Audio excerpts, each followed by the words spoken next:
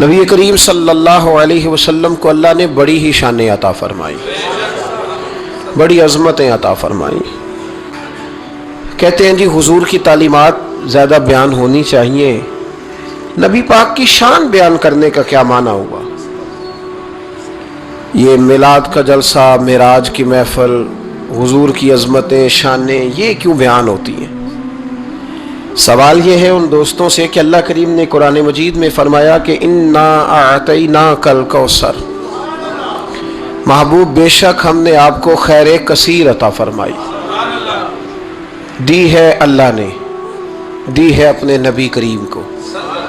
یا اللہ تو دینے والا ہے، رسول لینے والے ہیں، ہمیں کیوں بتا رہا ہے؟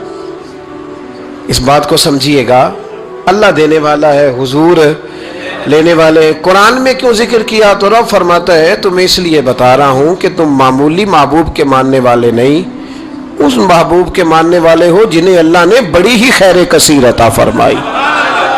وَرَفَعْنَا لَكَ ذِكْرَكَ، اے محبوب ہم نے آپ کے لیے آپ کے ذکر کو بلند کر دیا۔ تو یا اللہ یہ بات تو محبوب سے کہہ لیتا اکیلے میں، ہمیں کیوں بتائی؟ قرآن میں کیوں ذکر ہوا؟ یہ وَرَفَعْنَا لَكَ ذِكْرَكَ میں امت کے لیے کیا ہے؟ تو فرمایا تمہارے لیے یہ ہے کہ تم اس محبوب کے ماننے والے ہو جن کے ساری دنیا میں چرچے۔ اعلیٰ حضرت فرماتے ہیں عرش پہ تازہ چھیڑ چھاڑ، فرش پہ طرفہ دھوم دھام، کان جدھر بھی لگائیے تیری ہی داستان ہے، کان جدھر بھی لگائیے تیری ہی داستان۔ تو نبی کریم علیہ السلام کی عظمتوں کا بیان، حضور کی شانوں کا بیان، نبی پاک کے تذکرے، وہ اس لیے ہیں تاکہ امت مسلمہ سر اٹھا کے جیے۔ تو یہ شرمندہ ہو کے جو لوگ باتیں کرتے ہیں نا، معاذ اللہ کمزوری دکھاتے ہیں، یہ اس کمزوری کو دور کرنے کا بہترین علاج یہ ہے کہ ہر گلی میں، ہر کوچے میں، ہر نگر میں میرے مصطفیٰ کی عظمتیں بیان کی جائے۔ ایک زمانے تک یہ جو دہریے قسم کے لوگ تھے نا، عقل کے پجاری، ایک زمانے تک یہ کہا کرتے تھے کہ حضرت سلیمان علیہ السلام کا تخت ہوا میں کیسے اڑتا تھا؟ 80 من اس کا وزن تھا تو وہ ہوا میں کیسے اڑتا تھا جی؟ کچھ لوگ اس پہ بیٹھے ہوتے تھے پھر بھی وہ ہوا میں اڑتا تھا۔ ہمارے اس زمانے کے علماء اس کا جواب دیتے تھے، وہ تخت جی ہوا میں کیسے اڑتا تھا؟ بڑا اعتراض ہوتا تھا، بڑی اس پر باتیں ہوتی تھیں۔ اب نہیں آپ سنتے ہوں گے کوئی بات، کیوں بھلا؟ اب ہر روز جہاز اڑتا ہے اور اس تخت سے زیادہ وزن لے کے اڑتا ہے۔ 500 550 سواری ہوتی ہے، ہر سواری کا 2 من وزن بھی ہوتا ہے۔ اور جب پائلٹ اعلان کرتا ہے نا کیبن سے کہ ہم 38,500 فٹ کی بلندی پہ جا رہے ہیں، تو کوئی شخص اعتراض نہیں کرتا۔ اب چھوڑ گئے حضرت سلیمان کے تخت پر اعتراض کرنا، اس لیے کہ سارے اوڑ کے آتے جاتے ہیں۔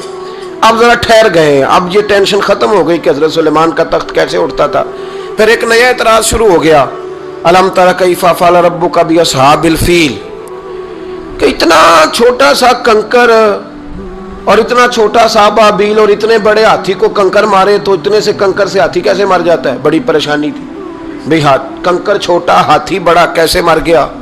پھر اللہ نے فضل کیا تو بندوق کی گولی ایجاد ہو گئی۔ کہنے لگے نہیں پریشر سے لگے تو ہاتھی ماری جاتا ہے۔ اب اس کے بعد دوبارہ اس بات پر اعتراض نہیں کرتے۔ پہلے کہتے تھے کہ انسان کیسے جاتا ہے، کیوں کر جا سکتا ہے، ممکن کیسے ہے، یہ مطلب کیسے ہو گیا، معراج کیسے ہوئی؟ تو پھر ایک بندہ چاند سے تو ہو آیا ہے،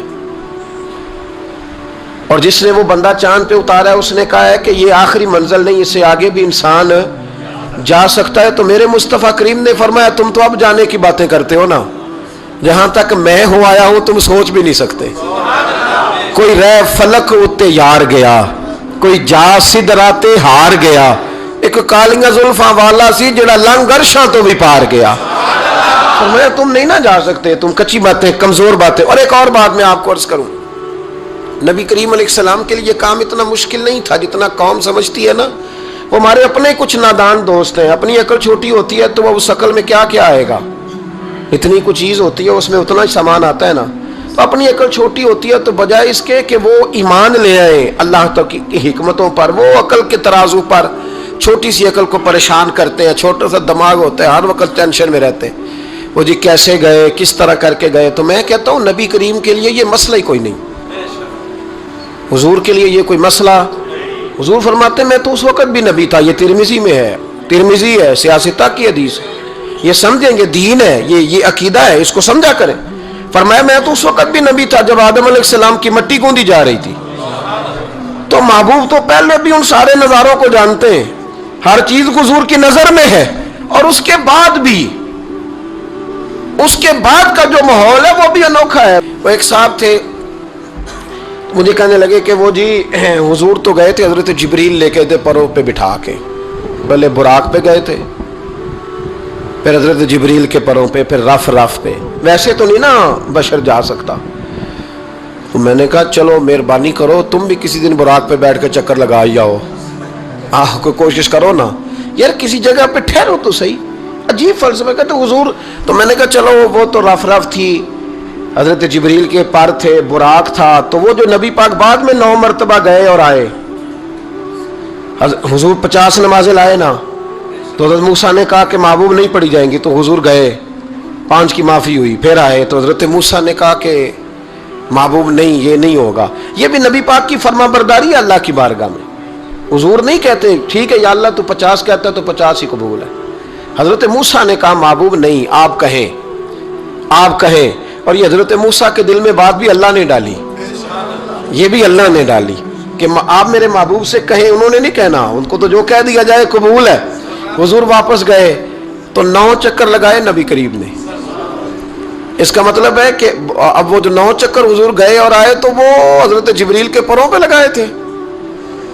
کسی جگہ کسی روایت میں ملتا ہے کہ حضور نے فرمایا جبریل ادھر لا دوبارہ براق, پھر جانا ہے, ادھر پر دوبارہ لا یا براق دوبارہ لا. 9 دفعہ گئے اور 9 دفعہ آئے. پھر مان لو کہ تیرے لیے 2-4 قدم عرش بری ہے, تیرے لیے 2-4 قدم عرش بری ہے. محبوب کی عظمت کو سمجھو. حضور جب چاہے, جس وقت چاہے, جس وقت چاہے, جس وقت دل چاہے.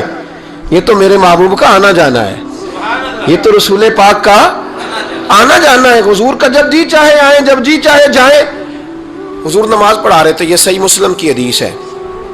مسلمانوں ساری زندگی آنکھیں کھول کے, دل کھول کے, خوشبو کی طرح مہک کر, پھولوں کی طرح تازہ تر و تازہ رہ کے زندگی گزارو, اس لیے کہ رب کریم نے تمہیں شانوں والا رسول عطا فرمایا ہے. طبیعتیں ٹھنڈی رکھو, مزاجوں میں سکون رکھو, خوش ہو جایا کریں حضور کا. آپ یقین کریں کسی جگہ محفل ملال لکھا ہوتا ہے تو طبیعت ٹھنڈی ہو جاتی کہ یہاں میرے نبی کی نعتیں پڑھی جائیں گی. کسی جگہ محفل معراج لکھا ہوتا ہے تو طبیعت ٹھنڈی ہو جاتی ہے, یہاں حضور کا ذکر ہوگا. یہ نا اپنے دل میں شوق پیدا کریں. جو لوگ کہتے ہیں نا بڑے دکھ ہیں, تو حضور کی نعت سن کے راضی ہونا سیکھیں, اللہ انہیں سوکھ عطا فرمائے گا. جو کہتے ہیں بڑے پریشان رہتے ہیں, تو وہ حضور کے درود و سلام سے راضی ہونا سیکھیں, اللہ سکون عطا فرمائے گا. سنگیو یاد رکھو, جو کہتے ہیں کہ دل بے قرار رہتا ہے, اپنے دل کو حضور کی تعریف سے جوڑ لے, رب تیرے دل کو سکون عطا فرمائے گا. خوش ہونا سیکھیں حضور کا نام سن کے, ٹھنڈا ہونا سیکھیں, طبیعتوں کو, کلیجوں کو ٹھنڈا کرنا سیکھیں, اللہ راحت عطا فرمائے گا.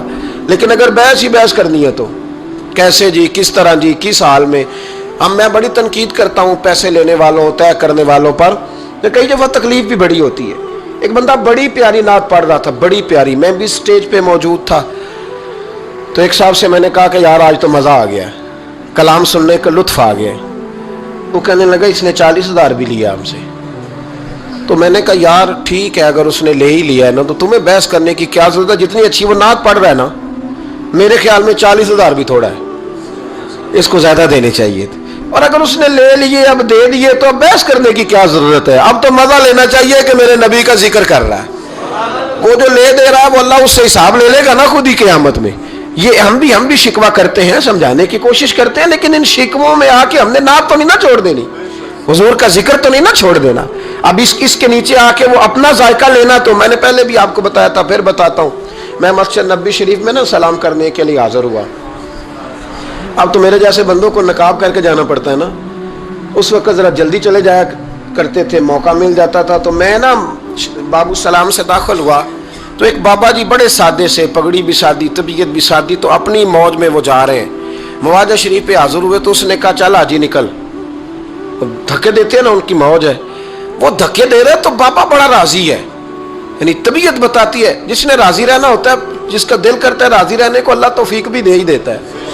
اور کچھ بیچارے دنیا میں آئی پریشان رہنے کے لیے, ان کا پروگرام ہی نہیں خوش ہونے کا، اللہ ماشاءاللہ ان کو بڑی ٹینشن ہوتی ہے، ادھر سے بھی ٹینشن ادھر سے بھی ٹینشن، کوئی ہنس کے ملا تب بھی ٹینشن، نہ ہنس کے ملا تب بھی ٹینشن، پریشان ہی رہتے ہیں، مزاج بن جاتا ہے۔ بابا جی بڑے فریش تھے، بڑی طبیعت ٹھنڈی، اس نے دھکے دیے کہ چل آجی اللہ، تو بابا پتہ کیا کہتے کہتے تیری خیر ہوئے پہرے دارا، اے روزے دی جالی چوم لین دے، تو وہ کہتے چل نکل، کہتا تیری خیر ہوئے پہرے دارا، روزے دی جالی چوم لے۔ میں نے اس بابا جی سے بڑی تربیت لی، میں جب بھی ان کو یاد کرتا ہوں میرا دل بڑا ٹھنڈا ہوتا ہے۔ وہ پھر اس نے تیسرا دھکا دیا، چل نکل، پاپا پھر کہتا تیری خیر ہوئے پہرے دارا، روزے دی جالی، اور وہ بندہ بالکل عربی النسل تھا جو دھکے دے رہا تھا، باہر نکلے، مجھے بھی دھکا دیا بابا جی کو، ہم باہر نکلے تو میں کہا بابا جی انہوں کو تو تہاڈی بھی سمجھ آتی سی، کہندا پتر مینوں بھی پتہ ہے میں تے اپنا رانجھا پہ راضی کردا سا، اور مینوں پتہ ہے انہوں نہیں سمجھ آ رہی، میں پتہ ہے انہوں کی پتہ، میں تے پنجابی چ لگا اپنا، تو بھئی جس نے رانجھا راضی کرنا ہے نا اس نے رانجھا راضی کر ہی لینا ہے۔ میں نے ایسے لوگ بھی دیکھے ہیں جو چھوٹے سے بچے کو کھڑا کر کہتے ہیں بیٹے مولا جا صلی اللہ علیہ وسلم آتا ہے، چل سنا میرا پتر۔ وہ بچے نے اس کو قصیدہ سنایا تو بابا جی 10 روپے دے کے اپنا رانجھا راضی کر کے نکل گئے۔ جس نے اعتراض کر میں وہ سارا دن اسی چکر میں پڑا ہوا ہے، انہیں 50 لیا ہے، اے 40 لیں دے، او بھئی تو جو لیتا ہے نا تو اس کو جان چھوڑ، تو یہ دیکھ کے تیرے محبوب کا ذکر کرتا ہے نا، تو رسول اللہ کی بات سن۔ اب سننا تو انہی سے ہے نا، ہم دعا کرتے ہیں اللہ انہیں بھی توفیق ہدایت عطا کرے، یہ پیسے لینے والے سیانے ہو جائیں، اور سارے لیتے بھی نہیں، تو ان سے سن لیا کر جو نہیں لیتے، سن تو صحیح نا، اپنا رنجا تو راضی کرنا، شوق تو بیدار کر، طبیعت میں ٹھنڈک تو پیدا کر۔ میرے رسول کریم علیہ السلام کی جو شانیں ہیں، حضور کی جو رفعتیں ہیں، نبی پاک کی جو بلندیاں ہیں، رسول پاک کی جو حضور کو اللہ نے اکرام دیا ہے، وہ گلاب کی طرح طبیعت کو مہکا دیتا ہے۔ جب ہم چیزیں پڑھتے ہیں تو طبیعت ٹھنڈی ہو جاتی۔ ہمارے حضرت صاحب کا طریقہ تھا، کوئی حضور کی شان والی روایت پڑھتے نا تو رات کو کتاب پہ نشانی لگا لیتے، اور صبح نا وہ کتاب پکڑی ہوتی تو کہتے ادھر آ بھائی یہ دیکھ کیا لکھا ہے قاضی ایاز صاحب نے، یہ دیکھو کیا لکھا ہے کہ نبی کریم علیہ السلام نے فرمایا اللہ تعالیٰ قیامت کے دن میری سفارش پر نا 70,000 امتیوں کو بغیر حساب کتاب ہی جنت میں داخل کر دے، یعنی ان سے کھڑا کر کے پوچھے گا بھی کوئی نہیں کہ کیا کیا، 70,000 بغیر حساب کتاب۔ یہ دیکھو کتنی شان والی بات۔ تو وہ ٹھنڈا کرنا چاہتے تھے نا اپنے دل کو، تو ان کے دل ٹھنڈے ہو جاتے تھے۔ ایک بات سننا تو طبیعت پھولوں کی طرح مہک جاتی، ایک حدیث پڑھتے تھے تو اسی کے سکون میں رات کو سو جاتے تھے۔ پروگرام بنائے کہ حضور کی جب تعریف ہو، جب موقع ہو تو پھر طبیعت ٹھنڈی ہو۔ سنیں، میں نے کہا 2-4 قدم عرش بری ہے۔ نبی کریم علیہ السلام نماز پڑھا رہے تھے، زور کی نماز تھی، عصر کی نماز تھی، صحیح مسلم میں موجود ہے۔ حضرت ابو ہریرہ فرماتے ہیں نماز پڑھاتے پڑھاتے نبی پاک نے قدم آگے کیا، نماز پڑھاتے پڑھاتے قدم آگے کیا اور یوں ہاتھ اٹھایا پھر واپس کر لیا۔ اب نماز پڑھ کے نا تو سلام پھیرا تو صحابہ عرض کرنے لگے یا رسول اللہ صلی اللہ علیہ وسلم وہ نماز میں پیر بھی آگے کیا تو ہاتھ بھی اٹھایا، تو وجہ کیا تھی؟ اب پہلا سوال تو یہ ہے کہ آپ لوگ نماز پڑھ رہے تھے یا حضور کو دیکھ رہے تھے؟ تو صحابہ تو پہلے ہی بتاتے ہیں کہ بھئی ہم تو پہلی صف میں نماز اس لیے پڑھتے تھے کہ نماز بھی ہوتی رہتی تھی اور چپ کے محبوب کی دید بھی ہوتی رہتی تھی۔ حضور سے پوچھا یا رسول اللہ وہ نماز پڑھتے پڑھتے قدم آگے بڑھایا آپ نے تو پھر پیچھے کر لیا، کیا تھا؟ اور ہاتھ اٹھایا تو پھر آپ نے نیچے کر لیا۔ تو نبی کریم فرمانے لگے نماز پڑھاتے پڑھاتے جب میں نے کہا نا سمی اللہ لمن حمیدہ، اچانک میری نظر اٹھی تو جنت میں چلی گئی، نظر اٹھی تو جنت میں۔ تو محبوب فرماتے ہیں جب میری اوپر نظر گئی نا تو میں نے دیکھا کہ انگوروں کا ایک خوشہ لٹک رہا ہے جنت میں، تو میں نے ہاتھ بڑھایا کہ توڑ لوں۔ حضور کھڑے ہیں مسجد نبوی میں اور فرماتے ہیں کہ میں یہاں کھڑے ہو کے ہاتھ اونچا کروں تو میرا جنت تک پہنچ جاتا ہے۔ فرمایا میرا ارادہ ہوا کہ وہ خوشہ جنت کا توڑ لوں، اور ذرا میں نے پیر آگے بڑھایا ہی تھا تو میرے دل میں خیال آیا کہ جنت راز ہے تو راز ہی رہنی چاہیے، یہ راز کھل گیا تو مزہ نہیں آئے گا، تو میں نے پھر وہ ہاتھ واپس کر لیا۔ صحابہ کہتے ہیں جب نبی کریم نے یہ بیان کیا تو ہمارے چہرے نہ تجسس سے کھیل اٹھے، تجسس سے ہم کوئی بات اور بھی سننا چاہتے تھے۔ تو محبوب فرمانے لگے اگر میں وہ خوشہ توڑ کے لے آتا اور تمہیں دے دیتا تم قیامت تک بھی کھاتے رہتے تو تم سے ختم نہیں ہونا تھا۔ یہ صحیح مسلم کی حدیث ہے۔ او بھائی میرے رسول کریم کے واقعہ معراج پہ شکوہ کرنا، کہنا سمجھ میں نہیں آتی کیسے گئے تھے، تو تو جو چاہے تو ہر شب ہو مثال شب اسرا. نبی کریم صلی اللہ تعالی علیہ وسلم فرماتے ہیں میں ام ہانی کے گھر میں سویا ہوا تھا, کوئی آنے والا آیا, اس نے مجھے جگایا. اور جو لفظ ہیں حدیث میں بڑے شاندار ہیں. محبوب فرمانے لگے, جبریل امین کہنے لگے یا رسول اللہ چلیے, رب آپ کی ملاقات کا شوق رکھتا ہے. اللہ آپ کی ملاقات کا شوق. یہاں بھی بڑی پریشانی ہوتی ہے بعض لوگوں کو, پتہ نہیں کیوں اتنے پریشان ہوتے ہیں. کہتے ہیں جی حضور تو حضرت جبریل سے مل کے واپس آ گئے. حضرت جبریل سے مل کے نا نبی کریم واپس آ گئے. مجھے اس بات کی سمجھ نہیں آتی کہ اگر حضور اللہ سے مل لیں تو کسی بندے کا اس میں نقصان کیا ہے؟ کچھ کیا مطلب ٹینشن کس بات کی ہے؟ اتنی پریشانی, اتنی موٹی کتابیں لکھ دی کہ نبی پاک نے اللہ کو نہیں دیکھا, حضرت جبریل سے ملاقات کر کے حضور واپس آ گئے. یعنی میں سمجھنا چاہتا ہوں, میری سمجھ میں آیا نہیں, میں نے بڑی عقل دوڑائی ہے کہ اگر حضور اللہ کو مل لے, ملاقات ہو جائے, قرآن کہتا ہے وجوہ یومئذ ناظرہ الی ربہا ناظرہ, قیامت کے دن چہرے چمکیں گے اس لیے کہ اپنے رب کا دیدار کریں گے. میں بھی کروں گا انشاءاللہ, آپ بھی کریں گے.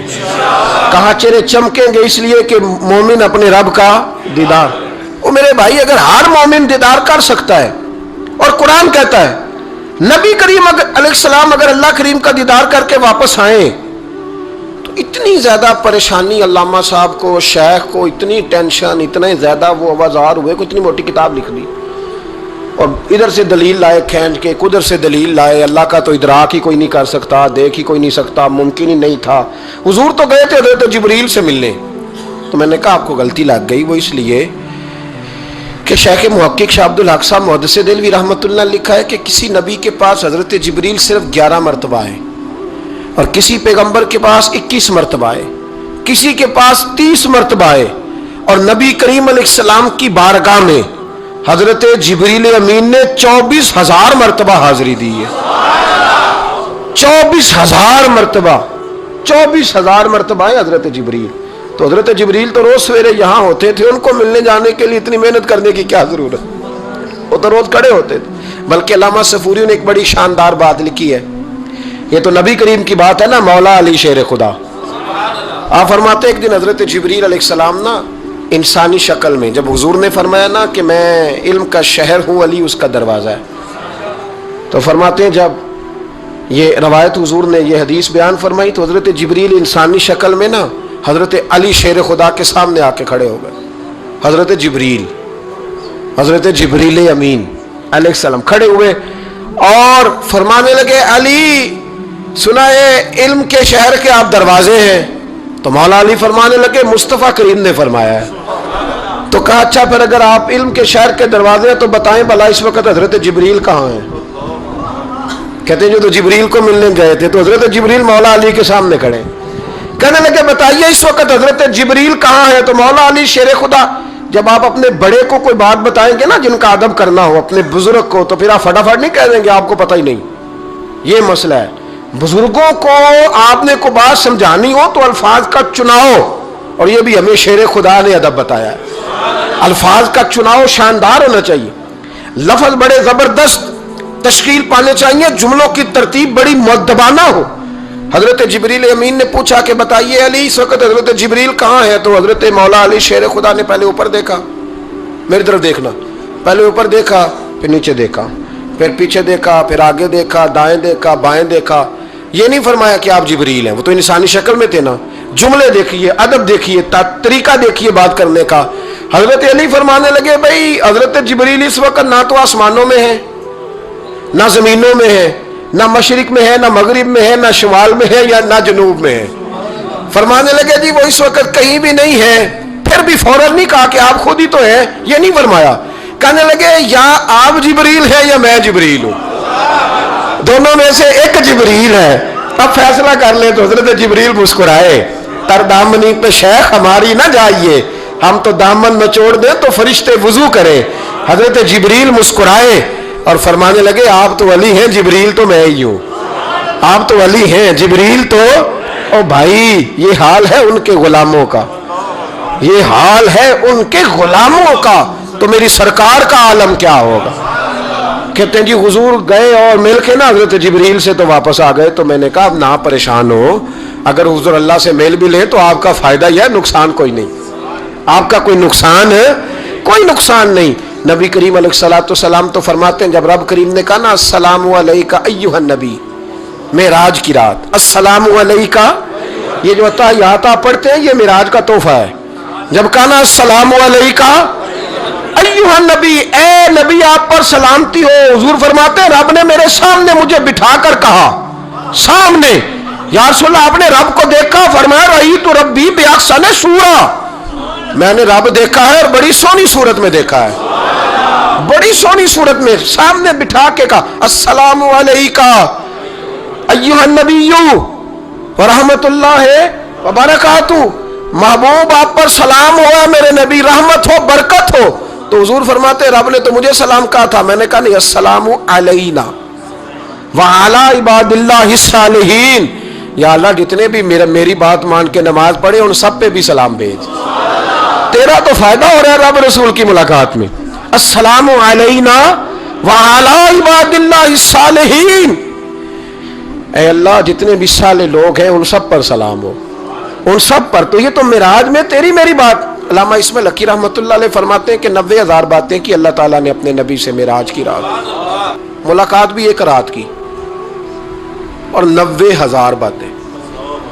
और अल्लामा इस्माइल हक़ी फरमाते हैं कि रब करीम ने फरमाया महबूब 30,000 ना सारी उम्मत को बताना, हुजूर ने बताई आके 30,000, उसमें नमाज भी है, अत्तहियात भी है, हजरत बिलाल हबशी का मकाम भी है। नबी करीम ने यह भी फरमाया कि मैं ना मेराज की रात महल भी देख आया हूँ, उस पर उमर बिन खत्ताब का नाम भी लिखा हुआ था। 30,000 बातें हुजूर ने आकर बयान फरमाई और कहा महबूब 30,000 बातें ना खास खास लोगों को बतानी, खास खास को। हर बंदे का हाजमा दुरुस्त नहीं होता, वही सालन खा के कुछ कहते हैं बड़ा मजा आया, कुछ कहते हैं सारी रात नींद ही नहीं आई।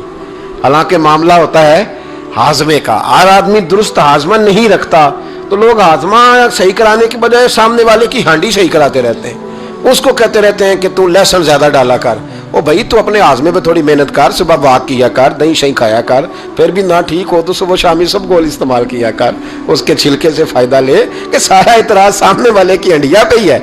नबी करीम सल्लल्लाहु, ये जो हाजमा खराब हो जाता है फिर बंदा टेंशन लेता है, कहता है नहीं जिब्रील से मिले थे, अल्लाह का दीदार ही नहीं किया, वो तो बस ख्वाब का मामला था, ख्वाब में गए थे, ख्वाब में। भाई मैं आपसे कहता हूँ कि मैंने रात को ख्वाब देखी है पाकिस्तान का सदर बन गया, तो आपको कोई परेशानी है? क्योंकि ख्वाब में मैं अमेरिका का भी बन जाऊँ तो आपको क्या टेंशन है?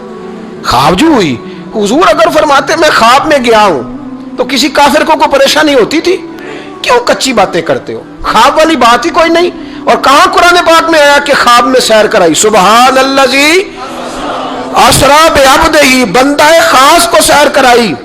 कुछ पंजाबी के लोग इतनी शानदार बातें करते हैं कि मजमून समेट देते हैं। एक दरवेश ने कहा था सी मिराज एक राज, सी मिराज फौहा इला अब्दिही मा हुआ, हमने अपने बंदा खास से बातें की जो भी की।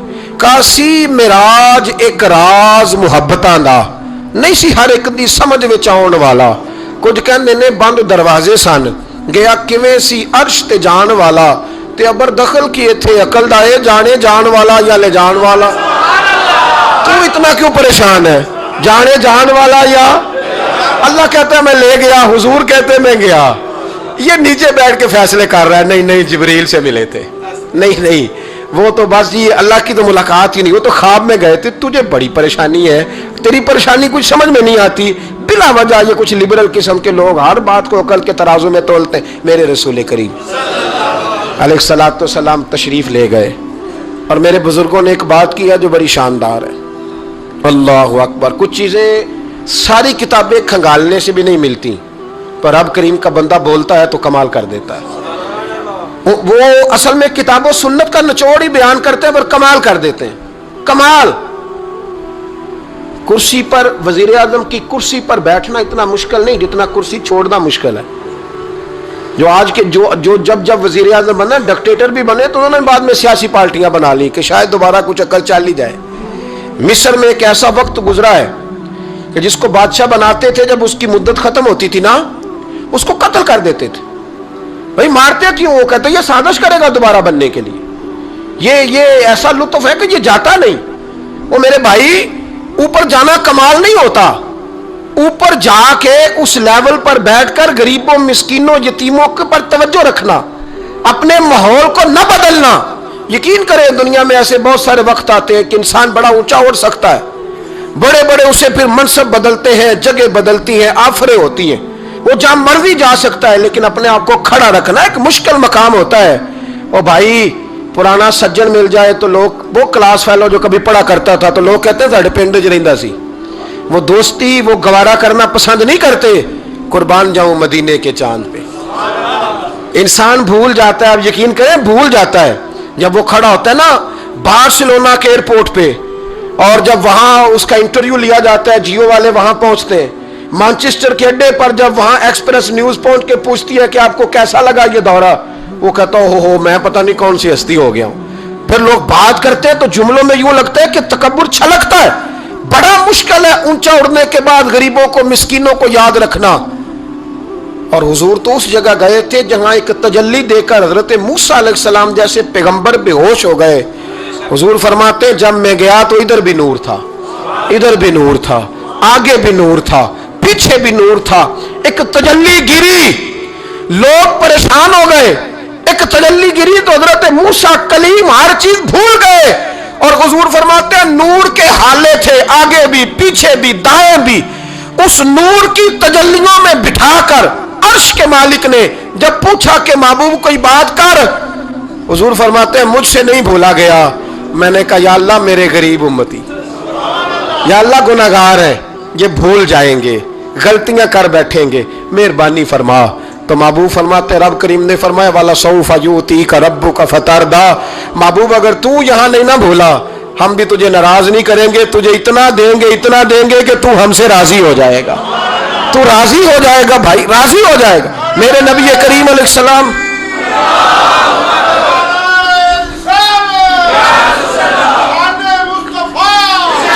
ماشاء اللہ ماشاء اللہ۔ دیکھیں جی بزرگ جب نعرہ لگاتے ہیں تو یوں لگتا ہے اللہ نے حضرت زلیخا کو جوانی عطا کر دی۔ یہ محبت ہے نا مصطفیٰ کریم کی، یہ جوش پیدا ہوتا ہے نا جی۔ یہ ہمارے آئی صاحب کی مسجد میں نا ایک درویش بابا جی تھے، نعرہ لگاتے تو اٹھ کے لگاتے، کھڑے ہو جاتے۔ تو میں نے ایک دن کہا چاچا جی ٹانگیں کامتی اب نہ اٹھا کرے، کہتے مینوں بہ کے مزہ ہی نہیں آتا۔ یہ حسن ہے، بڑی بڑی ٹھنڈی بات ہوئی یارو، یہ جب پیدا ہوتا ہے تو پھر اللہ بڑا ہی نوازتا ہے۔ ذرا غور کرے کیا عرض کر رہا ہوں، نبی کریم نے وہاں بات کی، امت کی بات کی۔ اور جب انسان دور سفر سے واپس آتا ہے نا تو غریب یتیم کہاں یاد رہتے ہیں، بچوں کا خیال ہوتا ہے، بچوں سے پیار ہوتا ہے۔ قربان جاؤں مدینے کے چاند تیری عظمت پہ۔ حضور نے فرمایا واپس تشریف لائے تو فرمایا بلال، پہلا جملہ بلال، حضور حکم ہو، فرمایا کیا عمل کرتے ہو؟ یا رسول اللہ کیا ہوا؟ فرمایا میں نے معراج کی رات جنت میں تمہارے قدموں کی آواز سنی ہے۔ یا رسول اللہ وہاں تو لوگ بھول جاتے ہیں، کہاں یاد رہتا؟ فرمایا میں نے سنا ہے، کیا کرتے ہو؟ عرض کی حضور کچھ بھی نہیں، میں کہاں اور جنت کہاں؟ حضور مجھے تو پتہ ہے نا میرا روپ بھی نہیں تے میرا رنگ بھی نہیں، میں یار منان دا ٹنگ بھی نہیں، مجھے تو پتہ ہے نا میں کیا ہوں، مجھے تو خبر ہے حضور میں نے اور عمل بلال اور جنت میں آواز۔ تو محبوب نے فرمایا میں نے سنیا، بتا۔ عرض کی یا رسول اللہ صلی اللہ علیہ وسلم آپ نے ایک دفعہ کہا تھا جب بھی وضو کرو 2 رکعتیں پڑھ لیا کرو، حضور میں نے کبھی نہیں چھوڑی۔ فرمایا بس پھر اسی وجہ سے یارو سمجھو اور غور کرو، میرے رسول میرے اصحاب فرماتے ایک جملہ استاد جی کا کمال کر دی، فرمانے لگے نبی کریم کا جانا بھی بڑا ہی کمال ہے، حضور کا معراج پہ جانا، بول کے بتائیے، بلغ العلا بے، بڑا ہی کمال ہے، بلغ العلا بے کمال، یہ بڑا ہی کمال ہے۔ فرماتے ہیں لیکن غلاموں یاد رکھنا حضور کا جانا بھی بڑا ہی کمال ہے، پر واپس امت کے پاس آ جانا اس سے بڑا کمال ہے، اس سے بڑا کمال ہے۔ یعنی اتنی تجلیات دیکھ کے بھی واپس آنا، اونچا سٹیٹس کر کے تو لوگ پلٹتے ہی نہیں، واپس آنا، وہاں وہ دو عالم کی رحمت تھے، جہاں چاہتے وہیں رہتے، یہ ان کی مہربانی ہے کہ یہ عالم پسند آیا، یا اللہ میں نے جانا ہے۔ حضور اگر دیکھیں نا حضرت ادریس علیہ السلام گئے تھے، دوستی ہو گئی جنت کے فرشتے سے، تو کہنے لگے تو اچھا دوست ہے، مجھے جنت ہی نہیں دکھائی، کہا چلے جناب دکھا دیتے ہیں. فرشتہ لے گیا, حضرت ادریس نے جنت دیکھی تو کہا واپس چلیے, کہنے لگے نہیں جانا. کہا وجہ, فرمایا رب فرماتا ہے جو جہاں آئے گا ہم فیہا خالدون, اسی میں رہے گا, تو یہیں رہنا ہے. تو کہا یا اللہ یہ تیرا بندہ تو آ کے کہتا ہے واپس ہی نہیں جانا. تو رب کریم نے فرمایا یہ آیا بھی میری توفیق سے تھا, اور اب جو کہہ رہا ہے وہ بھی میری توفیق, اسے رہنے دو. تو بھائی حضور نے تو جنت کا مالک دیکھا, جنت بنانے والا رب دیکھا, لیکن پھر بھی فرمایا کہ میں نے واپس, اس لیے کہ میں نہ گیا تو میرے بلال کا کیا بنے گا, میں نہ گیا تو ابو بکر رات کو کیسے سوئے گا, میں لوٹ کے نہ گیا تو عمر کے دن کیسے گزریں گے, فاطمہ وقت کیسے گزارے گی, کیسے حسن اور حسین رہیں گے. میں لوٹ کر واپس نہ گیا تو قیامت تک جو امتی گنبد خضرا پہ دکھ سنانے آئیں گے ان کا کیا بنے گا, انہیں تسلی کون دے گا, کون گنبد کو دیکھ کے اپنی آنکھیں ٹھنڈی کرے گا اور یہ مزہ لیں, دل ٹھنڈا کریں کہ ہم نے حضور علیہ السلام کی تعریف سننی ساری رات. کوئی نہ کسی محفل میں جا سکے تو وہ ٹیپ ریکارڈر پہ سن لے, جہاں اسے موقع ملے وہ سنے اور کوشش کرے رات اللہ اللہ کر کے گزرے, اور سویرے روزہ رکھنے کی کوشش کرے رجب شعبان میں. اور یہ کوئی مخصوص نہیں کہ 27ویں کا رکھنا ہے, جب دل کرے رکھیں, ممکن ہو سکے تو روزے رکھیں, اور یہ بھی ممکن ہو سکے میرے بھائی تو درود پاک زیادہ پڑھیں. اللہ تعالیٰ توفیق عطا فرمائے.